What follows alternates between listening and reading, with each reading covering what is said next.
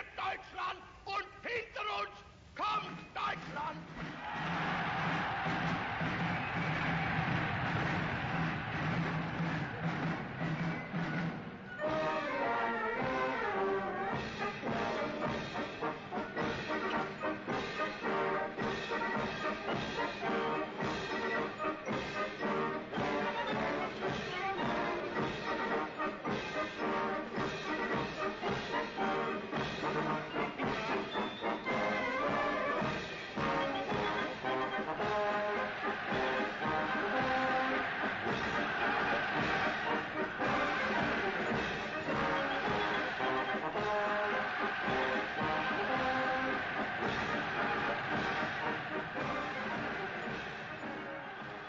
Separate the officers for interrogation!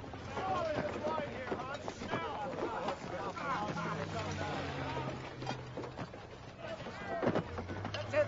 Run! This side!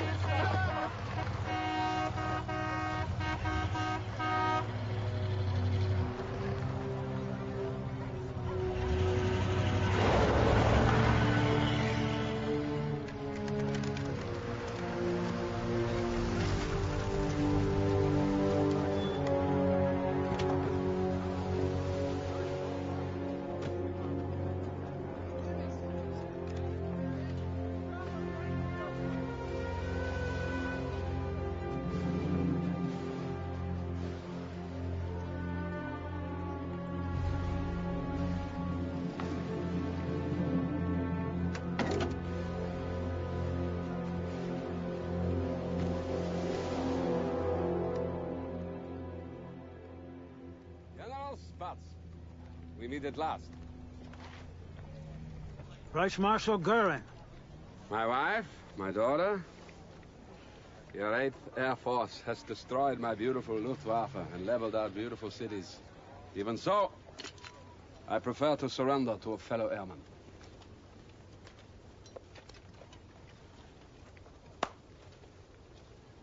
Gentlemen, may I?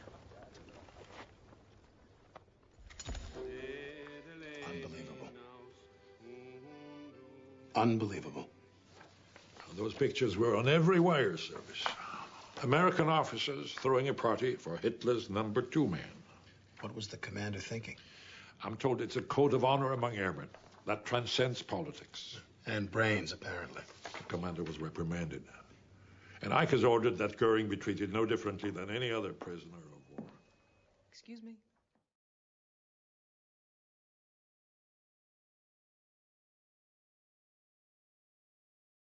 You're talking about a war crimes trial, which they attempted after the last war and it completely unraveled. Because it had no weight.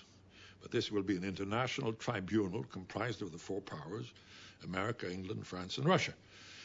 President Truman wants the best prosecutor in the country, one with a reputation for being tough, but impartial. He wants you, Bob.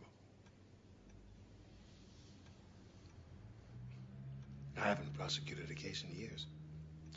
President Roosevelt chose you for the Supreme Court because of your integrity as a prosecutor.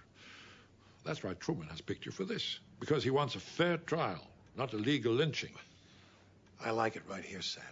I mean, this would mean I would have to step down. Temporary leave of absence. You'll be back in 6 months, maybe 7. Is the president aware of the fact that I'm completely opposed to the death penalty? Yes. He's not concerned because he knows you'll do whatever is right. As you know, a fair trial means an uncertain outcome. If we don't prove the defendant's guilt, we'd have to let them walk, even if we could smell the blood on their hands. Do the Allied powers understand that? Well, Truman does.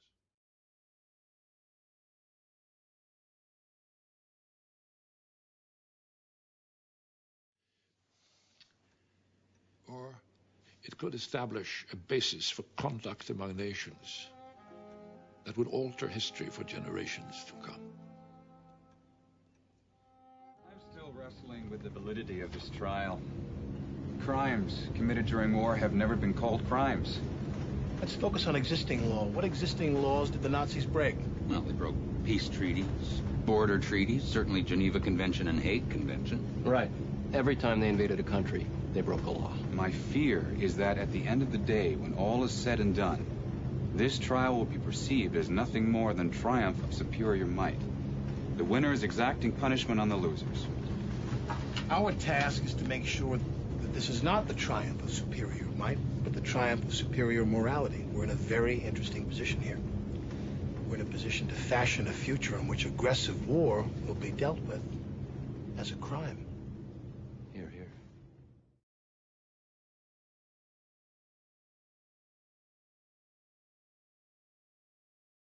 We make no distinction. Colonel, I respectfully protest our arrest. We were only following orders, nothing more. As a fellow soldier, surely you must understand.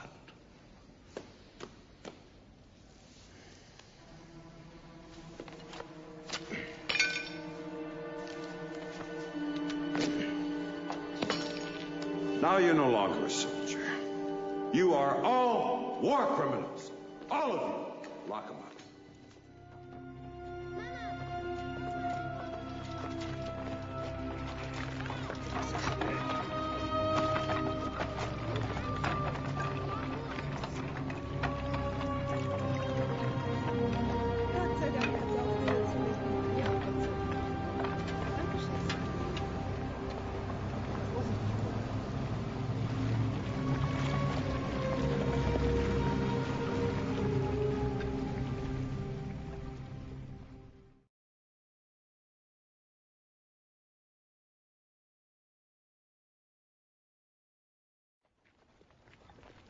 Grand old Palace of Justice.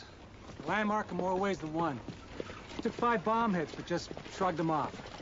Detail, attention! Courtroom's upstairs. Offices, that whole wing there. And behind that wall, all the jail cells you'll need.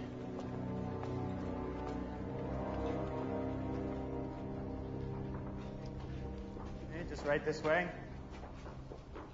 Justice Jackson, the courtroom.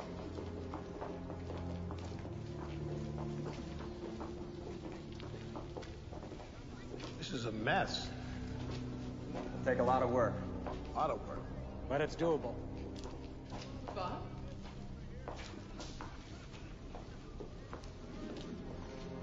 Ten Commandments. 10 Commandments in the same building where the Nuremberg laws were decreed that deprived old German Jews of their rights. This is it. This is the place to hold the trial.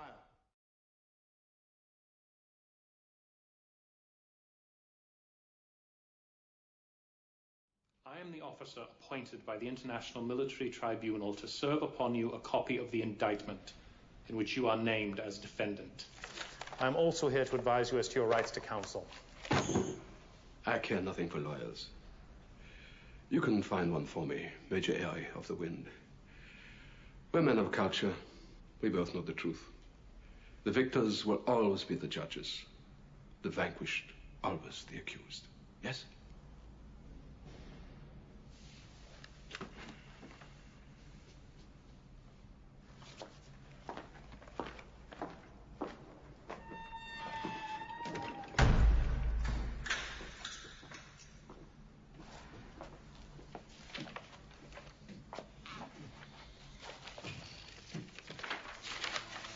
Open it up.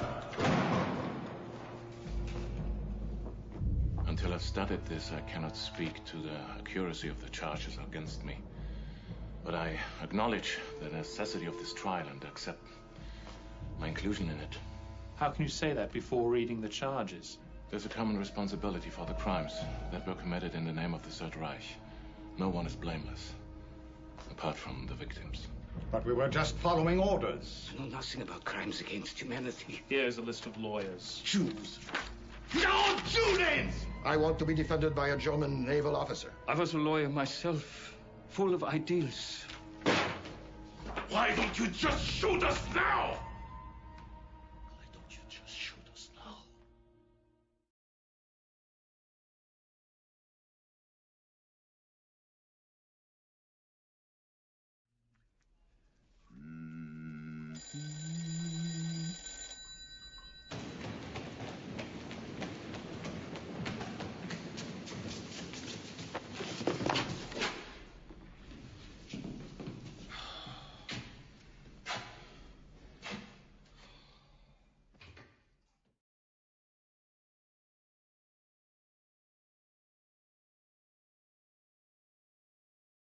changed my style a bit. Who's that over there? He's a psychologist. The Army transferred him over here to consult on the suicide risk of the prisoners.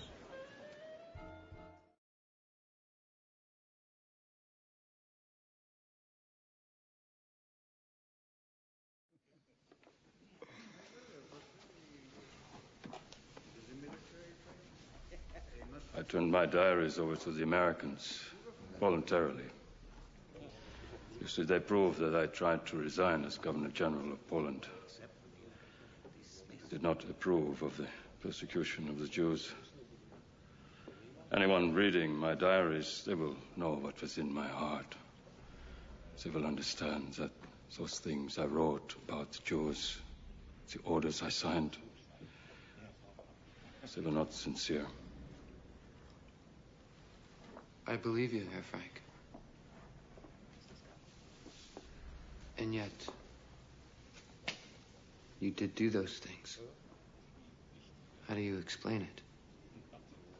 I don't mean legally. I'm not a lawyer or a judge. I mean, how do you explain it to yourself?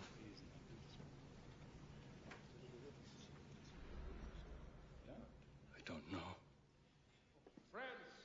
Friends, when we begin this grotesque farce tomorrow, my friends, never forget that we are here for one reason, and one reason only. We lost the war. But someday, a grateful German nation will honor our legacy. Doctor, what do you have? You have one German. You have a fine man. 2 Germans, a Bund. 3 Germans, a war. Are you really in such a good mood, Herr Goering? Or is this your way of handling fear?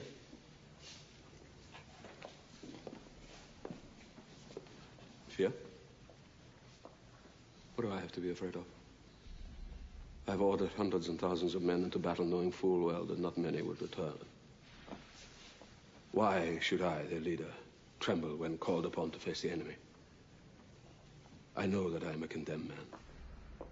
That is of no consequence. There is still work to be done. And mark my words, it will be done. 1 Englishman, an idiot. 2 Englishmen, a club. 3 Englishmen, an empire.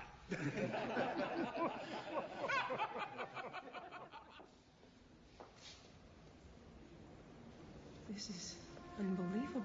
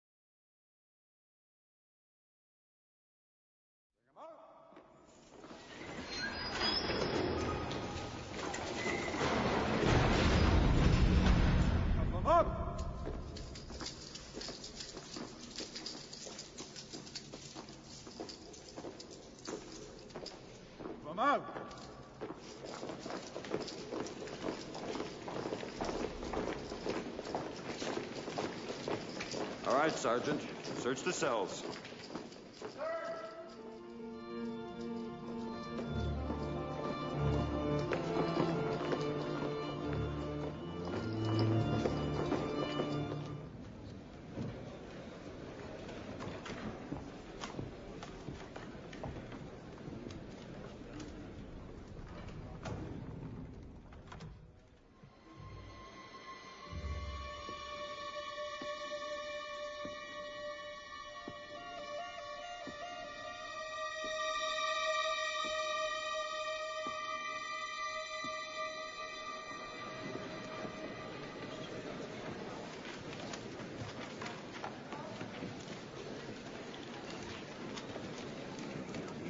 No.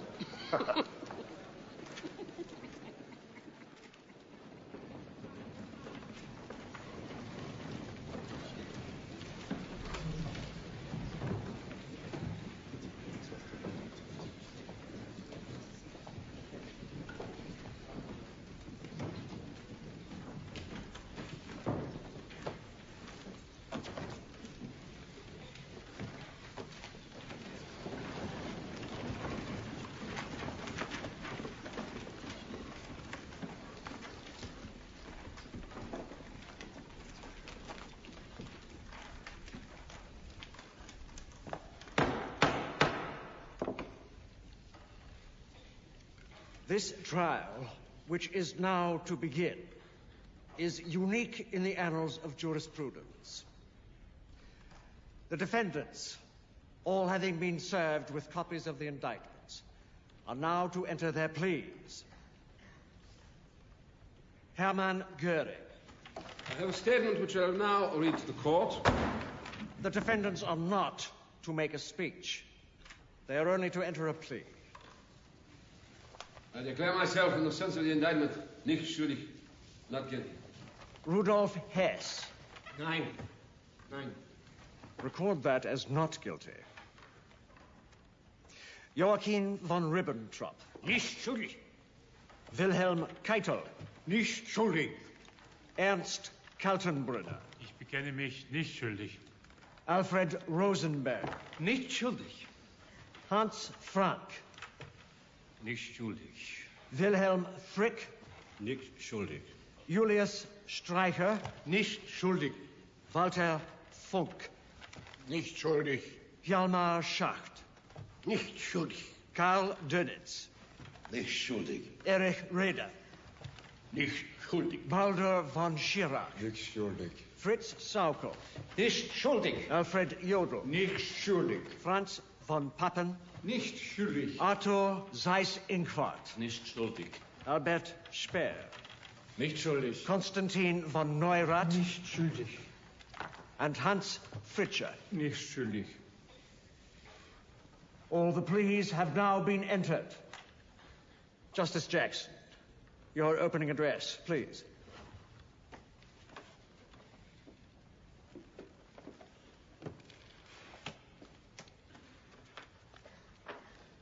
May it please your honors. The privilege of opening the first trial in history for crimes against the peace of the world imposes a grave responsibility. The wrongs which we seek to condemn and punish have been so calculated, so malignant, and so devastating that civilization cannot tolerate their being ignored because it cannot survive their being repeated. That four great nations, flushed with victory and stung with injury, stay the hand of vengeance and voluntarily submit their captive enemies to the judgment of the law is one of the most significant tributes that power has ever paid to reason. If these men are the first war leaders of a defeated nation to be prosecuted in the name of the law, we agree that here they must be given a presumption of innocence. And we accept the burden of proving criminal acts and the responsibility of these defendants for their commission. We have no purpose here to incriminate the whole German people. Hitler did not achieve power by a majority vote, but seized it by an evil alliance of revolutionists, reactionaries, and militarists. You will hear today and in the days ahead of the enormity and the horror of their acts. The prosecution will give you undeniable proofs of these incredible events. I count myself as one who received during this war most atrocity tales with suspicion or skepticism. No more. The catalog of crimes will omit nothing that could be conceived by their pathological pride, cruelty, and lust for power. You will hear of the repression of organized labor, the harassment of the church, the persecution of the Jews, the conversion of mere anti-Semitism into the deliberate extermination of the Jews of Europe. You will hear of the long series of German aggressions and conquests and broken treaties, the terror that settled over Germany, the havoc wrought in the occupied territories.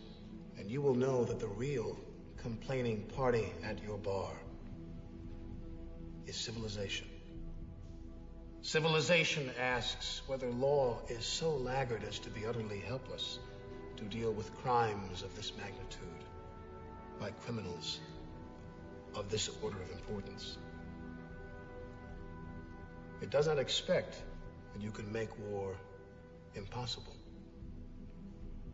It does expect that your juridical action will put the forces of international law,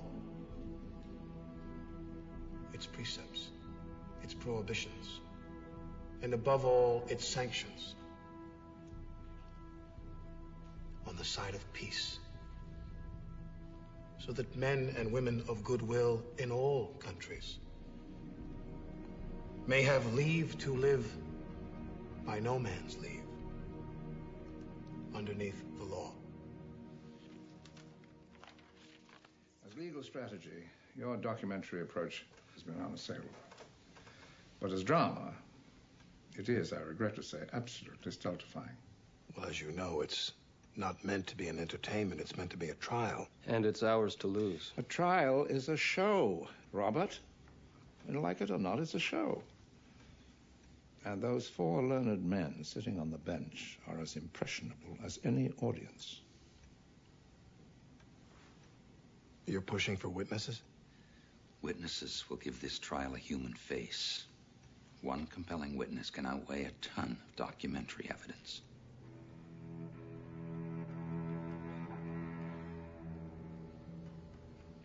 Mr. Petcheleg, while you were imprisoned at Dachau, were you at one time asked to participate in a medical experiment?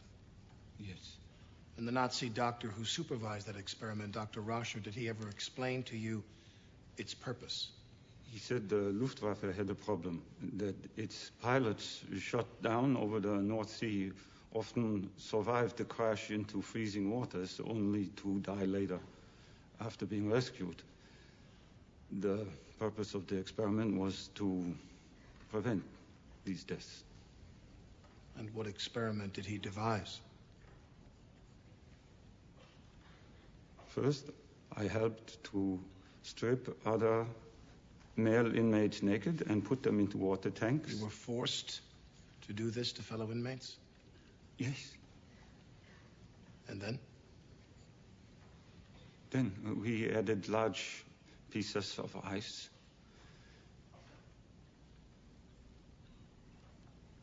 We put thermometers into their rectums to make sure the men were freezing.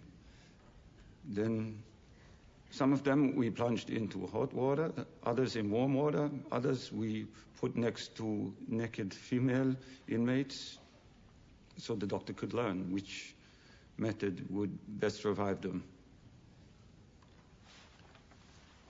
Mr. Petcheleg, would you be so kind as to read this conclusion from Dr. Rascher's meticulous records?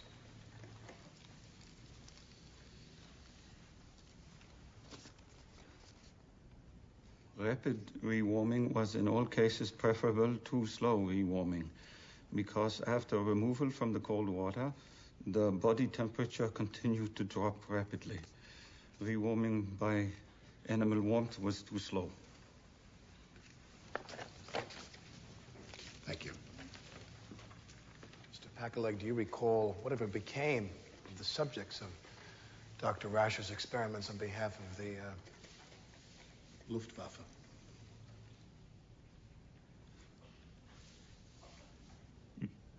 Most of them went into convulsions and died.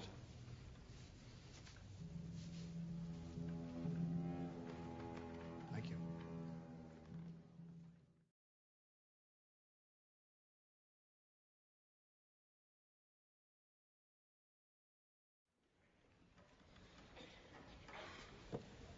May it please the tribunal, the United States now offers a film and evidence. It was compiled from motion pictures taken by Allied military photographers as their armies liberated areas into which concentration camps were located.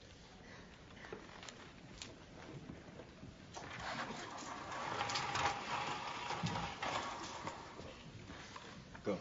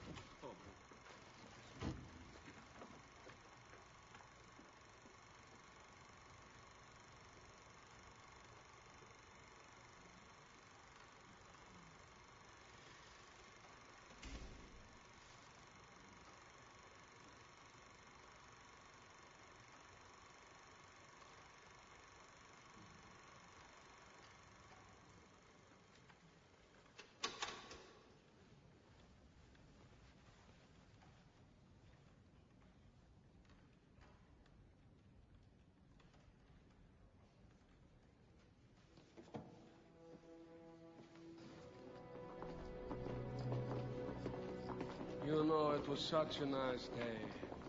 Laughing, joking. And then they showed that horrid film. Propaganda. Anyone can do it. Little of this, little of that, and before you know it...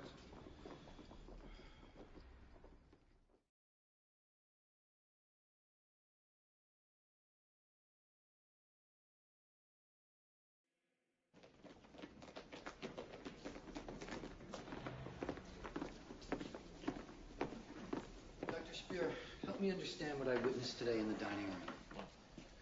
Goering's ability to dominate and intimidate without possessing a real shred of power. Yes. Well, how do you explain that? Habit. Instinct. Something in the German character that responds to authority. Real or imagined. That's it? That's all it is? Yeah. What about the ideas he expressed? The words, the thoughts? They had no impact? What ideas? What thoughts? They were only platitudes. Nazi Germany was built on empty platitudes. A man like you were seduced by empty platitudes? Of course.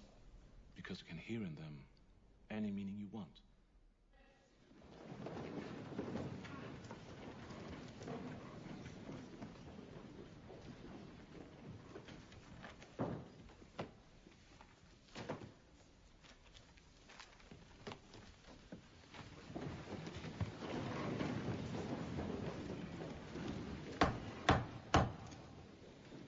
Herr Göring, do you believe that the Nazi Party came into power legally? I do. And I'm happy to explain in detail the history of those first elections. But I will add that once we came to power, we were determined to hold on to it under all circumstances.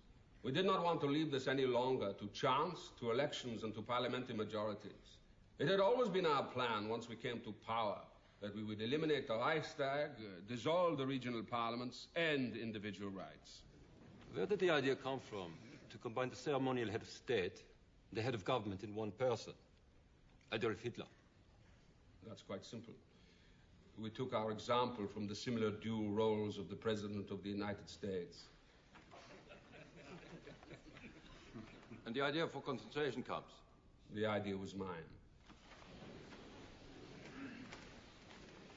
It was a question of removing danger. Only one course was available: protective custody. How could the party rule until it had established order? And how could it maintain order with its deadly enemies, particularly the communists, running free?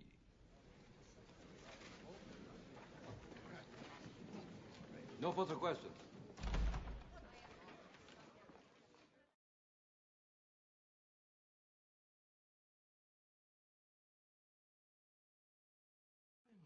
Spanish like a schoolboy. Speer's behind this. He must have talked to Colonel Andrews, persuaded him into this line of action. How do you know it wasn't me? Why Dr. Speer? Is there some kind of rivalry between the two of you? He is ashamed of being a Nazi. I am not. He wishes to infect the others with his shame. You have no shame. The world has now seen proof of the horrors committed by Nazi Germany. You're comfortable defending every bit of it. I've seen so many horrors already. The carnage of the First War, thousands of my countrymen maimed, degraded, starved. No, my dear doctor, I am not an inhuman monster who has no regard for human life. These atrocities are not indifferent to me. You know, we are accused of so many appalling acts, it is hard to keep track. Did you try? My concern was war. And in war, each nation has its own selfish interest. You have to be practical. I am a practical man. And I'm a soldier. And a soldier's code is obedience. Obedience. This amuses him? Blind obedience without responsibility. Is there nobody in this country that will take responsibility for anything? Nobody who can say no? Take a look at every cell in this block. What do you see? Yes men. All the no men are 6 feet underground. What is this? You're not Jewish, are you?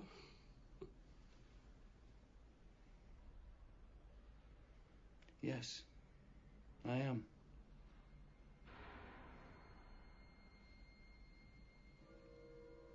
I see. Well, this is a very interesting situation for both of us.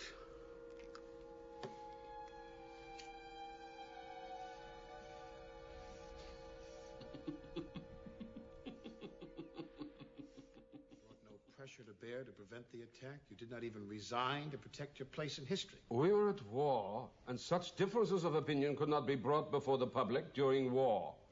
This was the case in your own country. As to your second question. That will suffice. I'm not finished. Secondly. Your Honor, please. The witness must be allowed to have his say. Secondly, as far as my resignation is concerned, I do not wish even to discuss that. For I was an officer, a soldier. I served my country. Now I ask you this. Your Honor, please. Thirdly, I was not the man to forsake someone to whom I had given my oath of loyalty every time he was not to my way of thinking. Your Honor. It never, ever occurred to me to leave the Fuhrer. Your Honor, the witness is adopting a contemptuous attitude toward this tribunal, which is giving him the trial that he never gave a living soul, nor dead ones either. Objection, Your Honor.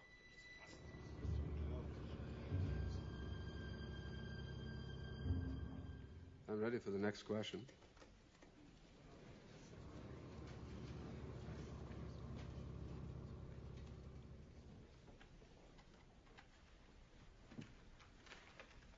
I think this is probably a good point to adjourn for the day.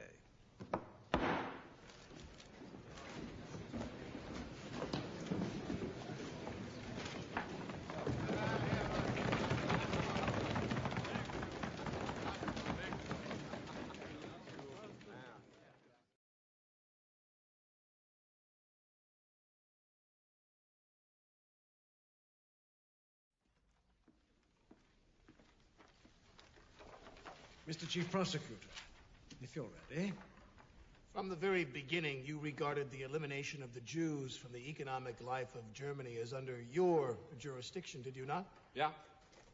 Elimination from economic life. That is partly correct. Large industries, also armament industries, under Jewish directors. Was that the first of your legal measures against the Jews? I believe removal from office was first in 1933. Then, in 1936, you personally drafted an act making it punishable by death to transfer property abroad? That is correct. And another, that all damage caused to Jewish property by the anti-Jewish riots of 1938 must be repaired by Jews at their own expense, with their insurance claims forfeited to the Reich. I did sign a similar law, whether it's exactly the same way. And did you not say about those riots, I show you this transcript, did you not say, I wish you had killed 200 Jews instead of destroying such valuables. That was said in a moment of bad temper and extreme excitement.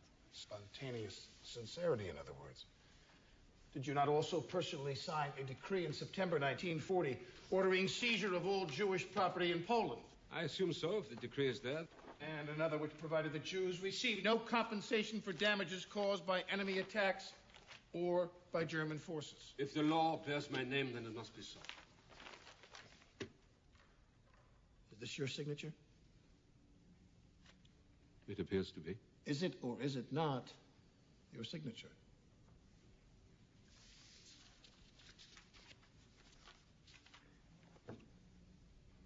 It is. Your signature on a decree dated July 1941 asking Himmler and Heydrich and the SS to make plans for the final solution of the Jewish question. That is not a proper translation. I said total solution, not the final solution. These are your words to Himmler. I charge you to send me before long an overall plan concerning the organizational, factual, and material measures necessary for the desired solution of the Jewish question. Is that an accurate translation of what is written in this order from you to Heydrich and Himmler? That had to do with immigration and evacuation of the Jews. And you ordered all other government agencies to cooperate with the SS in the final solution of the Jewish question, did you not? There's nothing in there about the SS. This document states you personally ordered all government agencies to cooperate with the SS. You sent this letter to SS Truppenführer Heydrich. That doesn't mean that the SS had anything to do with the solution to the Jewish question.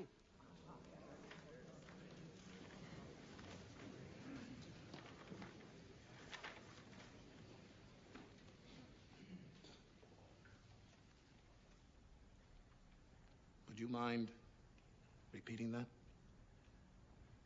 I must say this clearly. I did not know anything that took place or the methods that were used in the concentration camps later. These things were kept secret from me. And I might add that, in my opinion, even the Fuhrer did not know the extent to what was happening.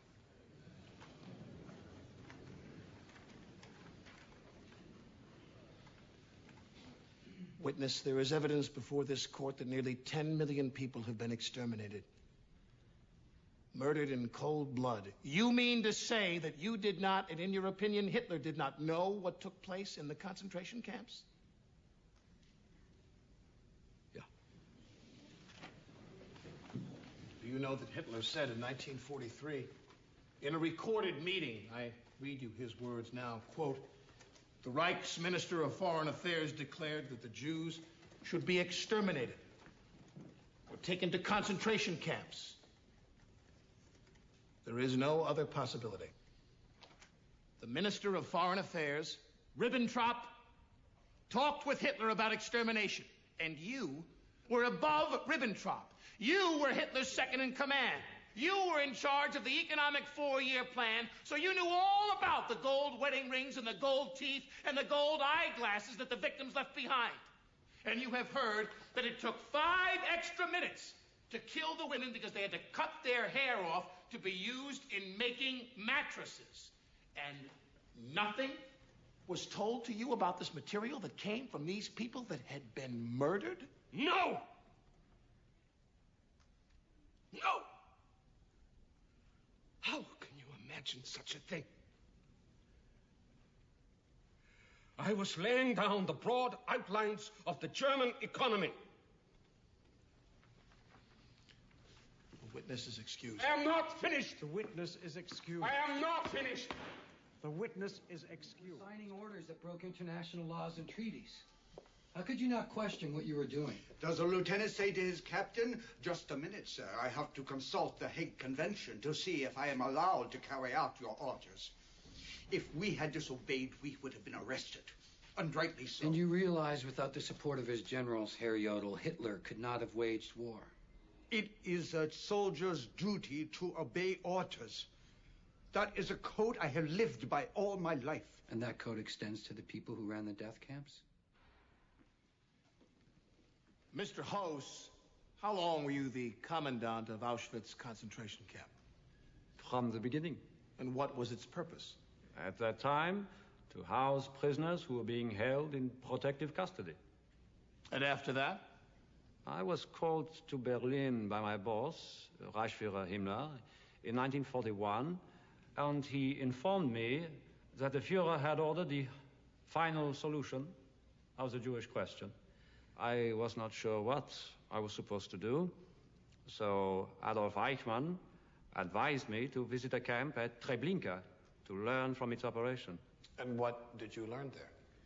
Actually, I was not impressed. It was taking the commandant there 6 months to eliminate 80,000 Jews using monoxide gas. I had a better idea. One of my Auschwitz guards had accidentally sniffed a chemical disinfectant called Zyklon B, and had passed out immediately. It occurred to me, if a little of this chemical killed lice, enough, perhaps, would kill a human. I tested it on Soviet prisoners of war locked in a room, and it worked. Within 3 to 15 minutes, they were dead. And then? I built gas chambers to accommodate 2,000 inmates at a time, compared to Treblinka's 200. And I built 4 large ovens to cremate the remains. It became possible to eliminate 10,000 people in 24 hours. But that was at peak operation, which was exhausting for my staff. On the average, we would dispatch 2,000 people a day. How many men did it take to dispatch 2,000 people a day? I had a staff of approximately 3,000 men. And during your tenure at Auschwitz, how many people did you dispose of in this fashion? Approximately 2.5 million.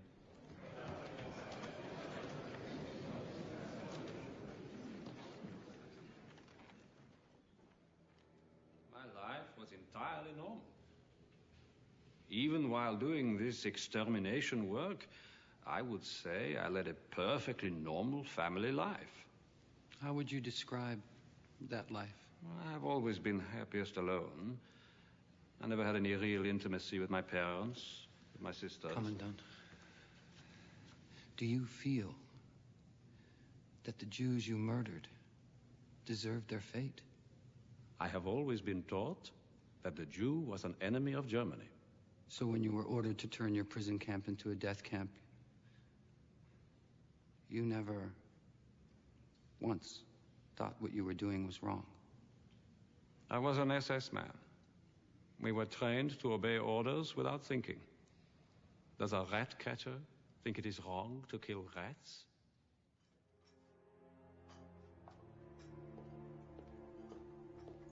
I went through my notes last night. I've spent all these months trying to find a way inside their minds, hoping to understand how those people could commit such atrocities against my people. I believe there are a couple of factors that explain a lot of it. First, Germany is a country where people do what they're told. You obey your parents, teachers, clergymen, superior officers. You're raised from childhood not to question authority. So when Hitler comes to power, he has an entire nation that believes it's perfectly natural to do whatever he says. Second, propaganda. For years, Germans have been bombarded with ideas like Jews are not real human beings, or they're a corruption of the race. So when the government says it's permissible to deny Jews their rights and then says it's imperative to kill these inferior people, they comply, even if they've been your friends or neighbors.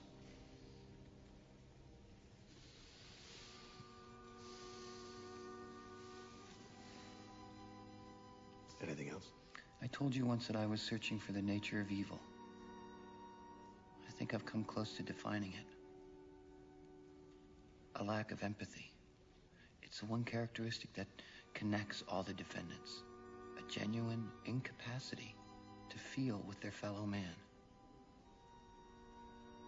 Evil, I think, is the absence of empathy. The Nazi movement will be of evil memory in history because of its persecution of the Jews. the most far-flung and terrible racial persecution of all time.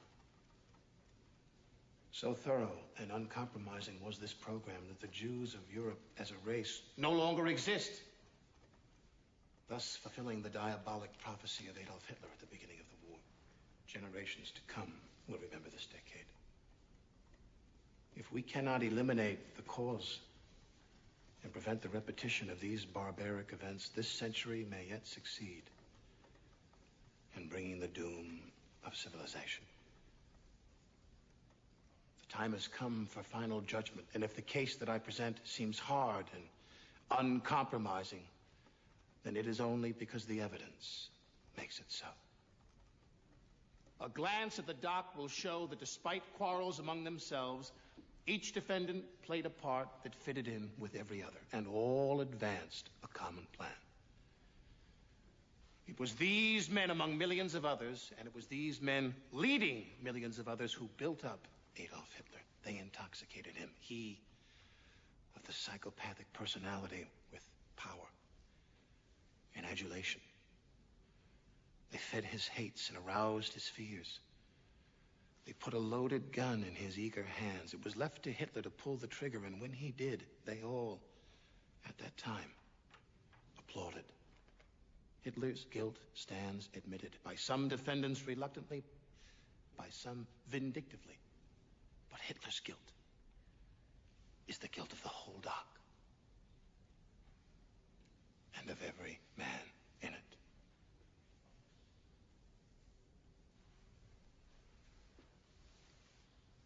These defendants now ask this tribunal to say they are not guilty of planning, executing, or conspiring to commit this long list of crimes and wrongs.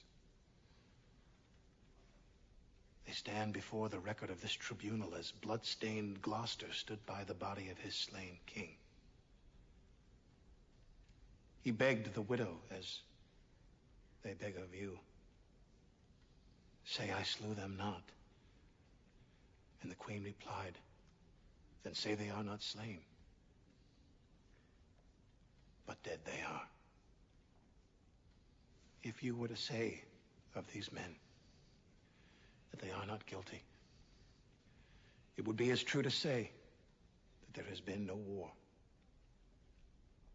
There are no slain. There has been no crime.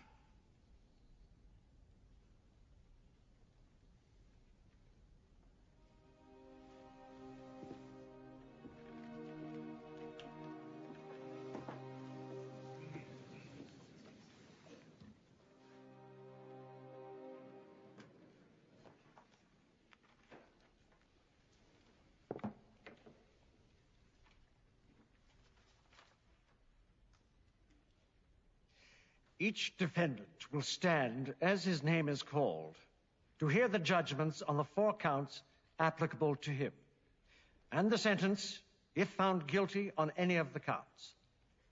The counts, numbered 1 through 4, are conspiracy to commit aggression, the commission of aggression, crimes in the conduct of warfare, and crimes against humanity. Defendant Hermann Goering.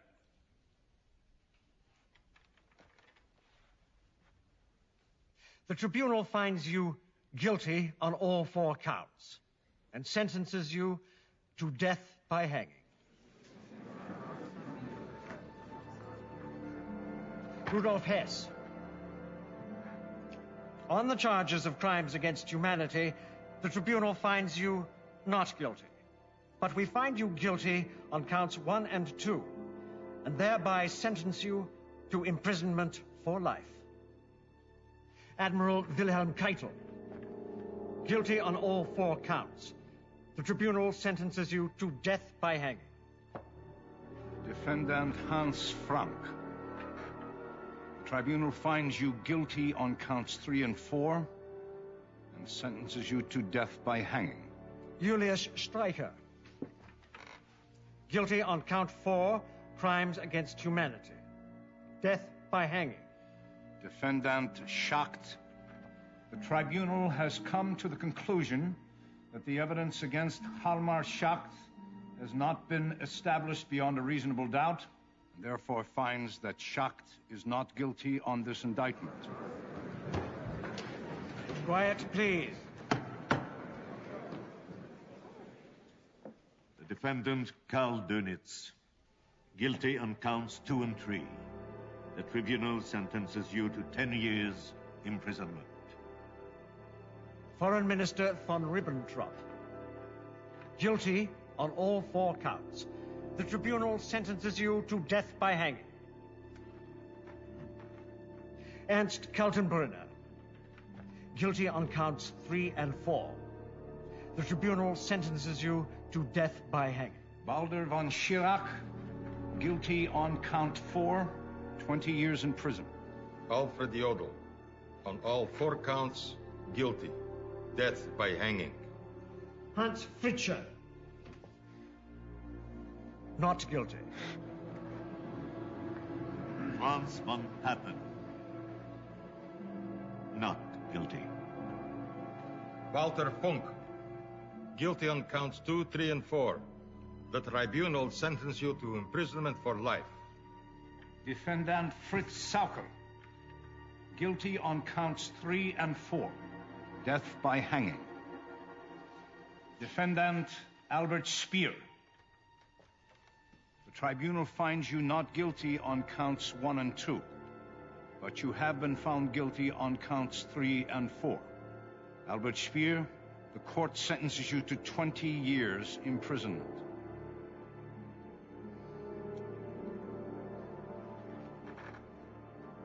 The work of this tribunal is now complete.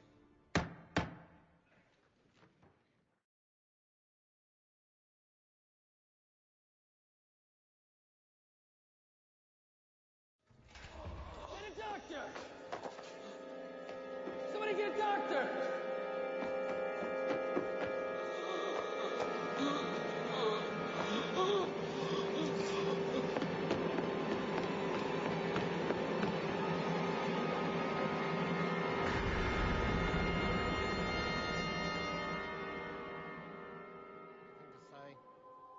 My last wish is that Germany realize its destiny. I wish peace to the world. Hello,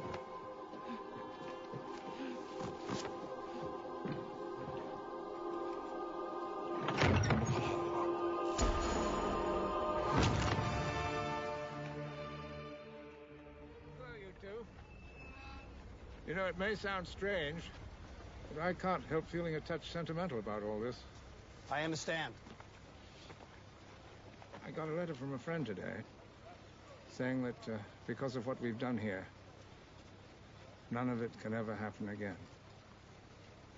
What do you think? Well,